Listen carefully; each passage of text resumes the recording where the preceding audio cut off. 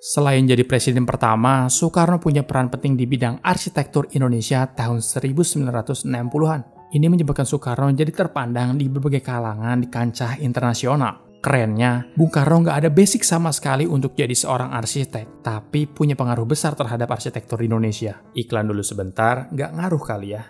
Hehe, sorry nih. Sebelum kita lanjut video kali ini, kalian bisa subscribe dulu di channel YouTube Anak Teknik Indonesia, dan jangan lupa untuk aktifkan loncengnya untuk dapatkan informasi yang bermanfaat kayak video kali ini. Terima kasih juga untuk teman-teman yang telah komen dan telah mendukung video Anak Teknik Indonesia. Semoga bisa bermanfaat. Udah dulu kali ya iklannya. Silahkan, kalian bisa lanjut nonton videonya. Di masa pemimpinan Soekarno, ada banyak karya masterpiece arsitek kenamaan Indonesia yang jadi ikonik sampai dengan sekarang. Berbagai monumen hingga bangunan bersejarah masih tegak berdiri dan bisa kita nikmati bahkan. Gagasan kota itu dicetuskan oleh Soekarno, Presiden pertama Republik Indonesia. Bung Karno juga diketahui memiliki latar belakang seorang arsitek, walaupun ini tidak diraihnya secara akademik. Dan beliau juga telah sukses untuk membangun ruang kota dengan berbagai gagasannya dari sudut pandang seorang proklamator Indonesia. Bung Karno juga dikenal sebagai lulusan teknik Institut Teknologi Bandung. Bisa dibilang, gelar arsitektur yang didapat Bung Karno bukan dari gelar giveaway karena sosok besarnya, melainkan Soekarno memang mendapatkan gelar insinyur di TH Bandung, atau sekarang kita kenal dengan Institut Teknologi Bandung, menjadikan beliau resmi lulusan teknik. Secara resmi, pada tanggal 25 Mei 1926, Soekarno memperoleh promosinya dengan gelar engineer. Berdasarkan buku dari TH ke ITB, ini kita mendapatkan informasi bahwa baru pada wisuda ketiga atau dies natalis ke-6, yaitu tanggal 3 Juli 1926, untuk pertama kali TH Bandung menghasilkan 4 insinyur Indonesia. Dari keempat itu kurang lebih adalah Raden Soekarno yang kemudian nanti menjadi Presiden Republik Indonesia yang pertama. Memang, secara akademik Soekarno nggak ngambil jurusan arsitektur seperti sekarang, melainkan Soekarno mengambil teknik sipil dengan spesialis dalam pekerjaan jalan raya dan pengairan. Tapi Soekarno punya minat yang tinggi terhadap arsitektur. Jadi gini, pada era itu, pada saat kuliah, ada seorang profesor di ITB yang mengenali bakat Bung Karno dalam menggambar. Nah, pada saat itu, ia meminta agar Bung Karno bersedia menjadi asistennya dengan tugas semacam draftman dalam sejumlah proyek arsitektur. Mungkin dari sinilah asal-muasal Soekarno bisa capable dalam dunia arsitektur di Indonesia, meskipun beliau adalah lulusan teknik sipil. Dalam track recordnya menjadi seorang arsitektur, Bung Karno sempat merancang desain rumah tinggal, membangun bangunan bertingkat sampai tugu. Di antaranya nih, ada komplek Masjid Istiqlal. Terus, ada juga kawasan olahraga Senayan atau kita sebut dengan Istora Senayan. Bung Karno juga punya peran dalam Gedung Wisma Nusantara, Gedung Konferensi Coveno, termasuk tata ruang ibu kota Jakarta dan elemen seni lainnya. Dan yang paling terkenal adalah Monas. Coba, siapa yang gak kenal dengan monumen satu ini?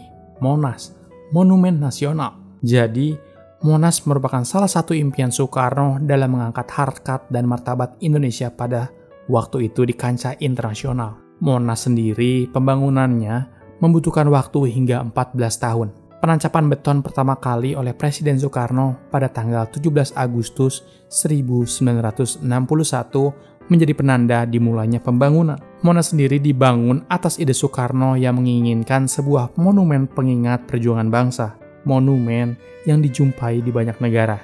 Nah, setelah hampir 14 tahun, Monas diresmikan Presiden Soeharto pada tanggal 12 Juli 1975. Kita perlu tahu nih, apa spesifikasi dari Monas yang merupakan gagasan dari Soekarno? Tugu dan lidah api. Tugu Monas ini setinggi 132 meter atau 433 kaki. Dari puncaknya terdapat lidah api yang terbuat dari emas seberat 38 kg. Pada tahun 1995, emas berat ditambah menjadi 50 kg. Lidah api merupakan lambang perjuangan. Pelataran puncak.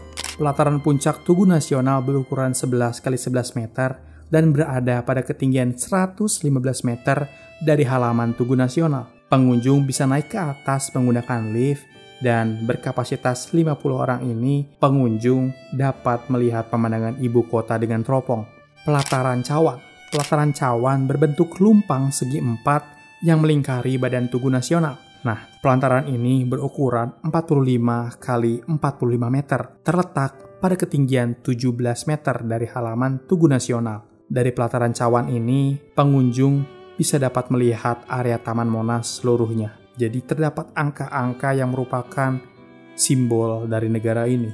Tapi kamu tahu nggak, emas yang asalnya 38 kg yang ada di atas Monas, 28 kg-nya merupakan sumbangan dari orang terkaya di masa Orde Baru asal Aceh. Coba, kalian bisa tebak siapa nggak? Sumbangan ini berasal dari seseorang yang bernama Teuku Markam.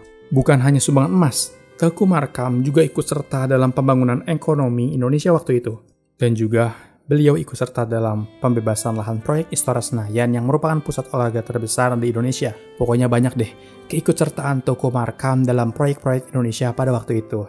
Tapi semua itu seakan sia-sia dan dilupakan saat naiknya pemerintah Orde Baru. Teuku Markam dianggap terlibat dalam G30 SPKI, korupsi, dan Soekarnoisme. Mungkin next saja kita bahas tentang tokoh satu ini. Balik lagi ke topik awal kita, seperti apa sih gaya khas arsitektur Bung Karno pada masa awal kemerdekaan Indonesia? Dari beberapa karyanya, Soekarno memiliki keunikan khas karya arsitekturnya seperti atap tropis dengan semacam perisai gitu. Ini ditandai dengan muka paras ornamen yang khusus. Padahal di era itu, arah arsitektur yang tren adalah bersifat modern alias tanpa ornamen. Namun, Bung Karno justru menciptakan hal yang berbeda. Soekarno banyak banget deh mempekerjakan arsitek-arsitek dalam negeri sendiri dalam mewujudkan ide-idenya atas kehendak bangunan publik di Indonesia. Salah satunya adalah Sudarsono, arsitek yang memvisualisasikan ide Bung Karno tentang Tugu Monas di Jakarta yang telah kita bahas tadi. Terus, gimana ya bangunan Bung Karno sekarang? Rancangan arsitektur Bung Karno di masa sekarang telah dilestarikan sebagai cagar budaya dan peninggalan sejarah arsitektur. Arsitek Bambang Eryuhawan dari Dewan Arsitek Indonesia yang juga pemerhati arsitektur bangunan bersejarah menuturkan bahwa pemikiran dan gagasan Bung Karno dalam merancang sebuah bangunan dan ruang kota juga menjadi alat untuk membangun jiwa sebuah bangsa. Dari karya-karya arsitektur Bung Karno ini, sekiranya mana nih yang pernah kalian kunjungi di Indonesia? Coba, bisa kalian komentar di bawah dan jangan lupa untuk subscribe, komen, dan like. Kamu juga bisa aktifkan loncengnya biar nggak ketinggalan kalau ada video-video terbaru dari kita. Sampai jumpa di video selanjutnya. Semoga kalian sehat semuanya. See you.